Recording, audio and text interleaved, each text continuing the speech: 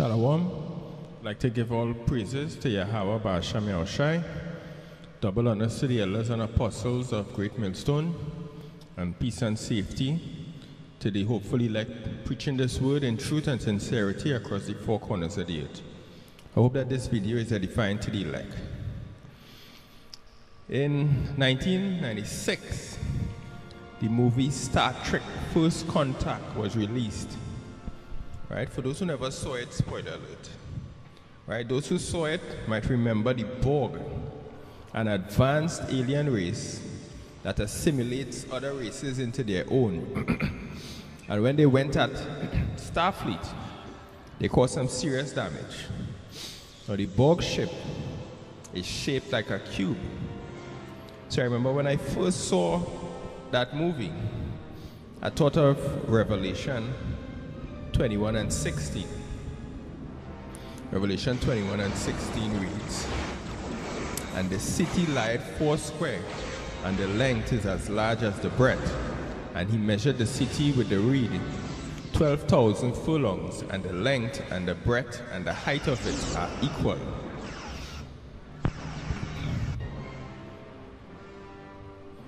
So that was back in 96. You know, but being in the truth now, I looked at the movie again and observed how the Borg really represents New Jerusalem.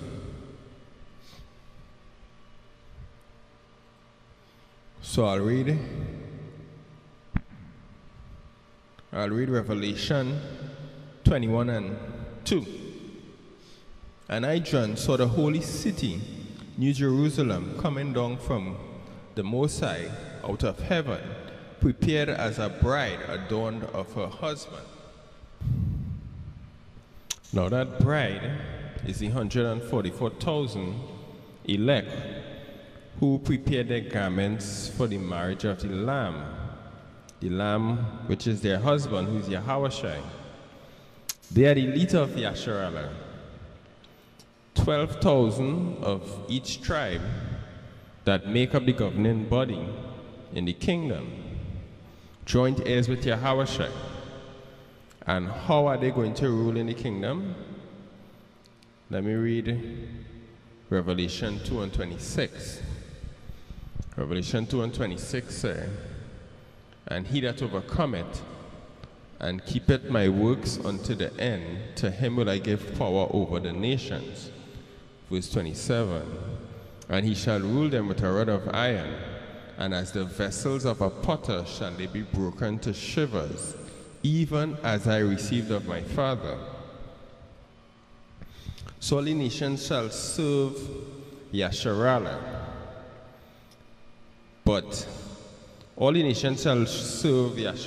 but Esau, which is the so-called white man, shall serve hard bondage, starting with the elite of Esau, the Rothschild, Rockefellers, etc., who will be gift wrapped in bunkers waiting for the elect to open those presents using spiritual power."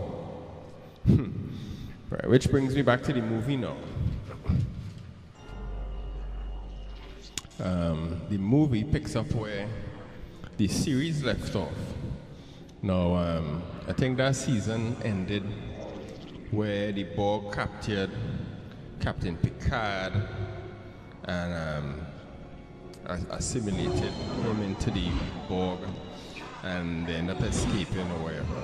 But the point being that the Federation and the Enterprise, that was like the greatest enemy actually. It was scared shitless of the Borg. Or to anybody they ever confronted before.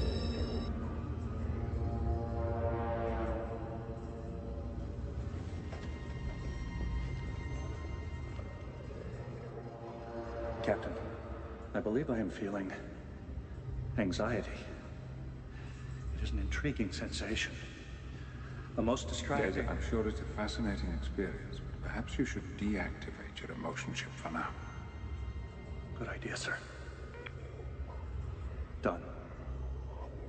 Data, there are times that I envy you.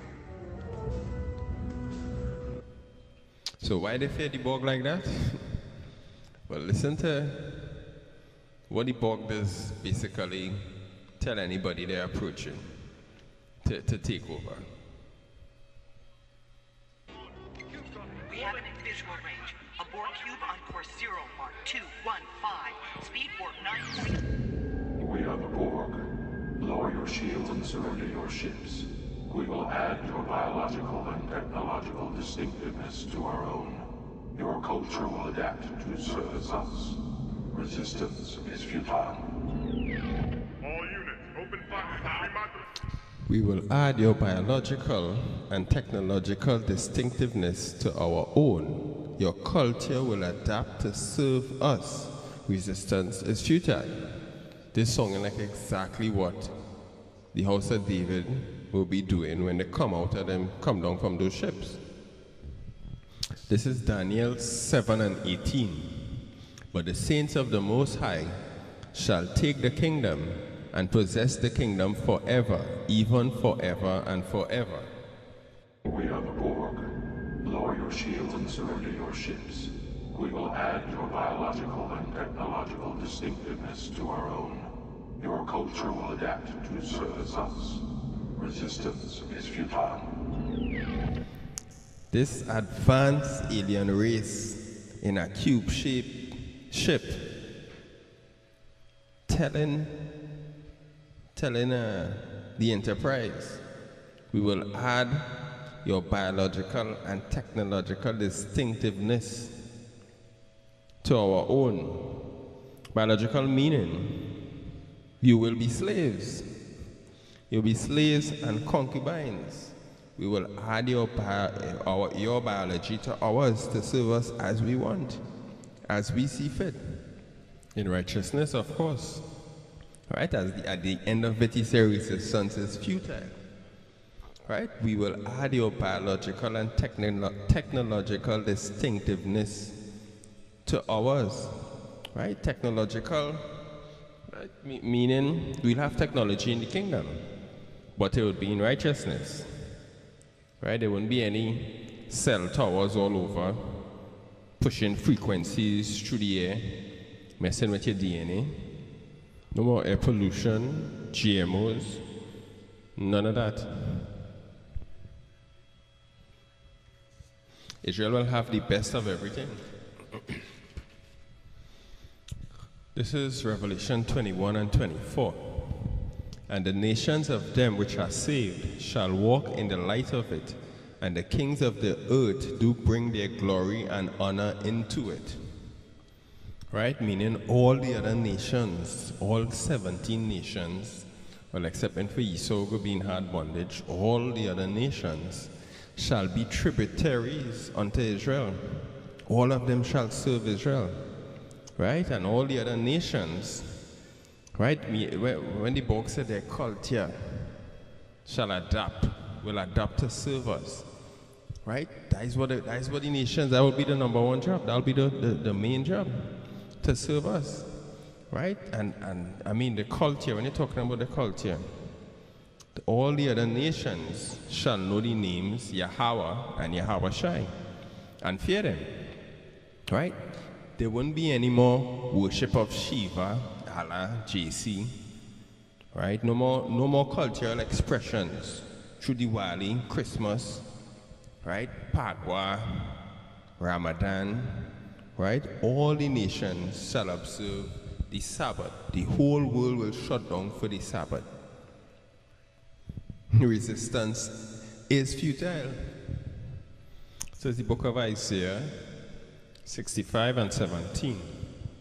For behold, I create new heavens and a new earth, and the former shall not be remembered, nor come into mind. Right? This wicked system that we're living in currently will be over and done with. And all the other nations will know the purpose that they were created for. Right? To serve Israel, to serve Yasharallah. Right? The Lord's holy people unto him, his people. Right now, from their current perspective, they can't see us as being that people. Because everywhere you look in the world, we are the bottom. and they're on the top. And Israel is basically serving the other nations at this time. This is Job 9:24. The earth is given into the hand of the wicked. He covereth the faces of the judges thereof. If not, where and who is he? Yes, so the end of the world is upon us. At this time, the end of the world meaning the end of Esau's rulership. This is his kingdom right now, and this is his time. But that time is coming to an end. Right? And Israel isn't going to ask for the kingdom. They're not going to apply and write up some forms or march. Right? The elect are going to take it by force. Right? Not via Esau's weaponry. Right? That's his gift. The sword is his gift. Right? We're going to take it by the gift that the Most High provide for us, which is that spiritual power. This is Jeremiah 51:19. The portion of Jacob is not like them, for he is the former of all things, and Israel is the rod of his inheritance. The Lord of hosts is his name. 20. Thou art my battle axe and weapons of war, for with thee will I break in pieces the nations, and with thee will I destroy kingdoms. His battle axe and his weapons of war, which is the house of David, which is the men of valor. It's actually going to be a fun time for the men of the Lord to recompense, right, that wicked one for the evil that he has done unto the Most High's people, unto Yasharallah. And Israel is going to enjoy, the elect is going to enjoy whooping the ass and enjoy the kingdom also. Isaiah 65:21. Isaiah 65:21. And they shall build houses and inhabit them, and they shall plant vineyards and eat the fruit of them. Right? No longer will be working and toiling your whole life, and you can't enjoy the fruits of your labor. Right? It will have that enjoyment. Right? The curses, that time for the curses will be over, and the Most High will turn his face back towards us, back towards his people. And we will be a blessed people again. Right? Not like the curses. The curses in Deuteronomy 28 from 15 go down shall no longer be on us, but the curses will be on the other nations. Yeah, so the Most High is a fair and just power. He gave all the nations a chance to rule. Every nation had a chance to rule. All the other nations had Israel under their foot at some point. So now is our time forever. Right? It's our time now. But he's a fair power and a just power. So if you're going to let them know what is going to befall them, and how is he going to do that? Through the elect, through the men that preaching and teaching on the highways and byways. Those trumpets of war are being blown week in, week out, whether they hear or whether they forbear. It's up to those men to stay strong, keep pushing, and keep the faith.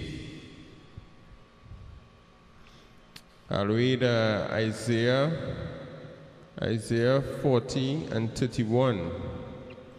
But they that wait upon the Lord shall renew their strength. They shall mount up with wings as eagles. They shall run and not be weary, and they shall walk and not faint. Yeah, so in that day, we'll have the strength.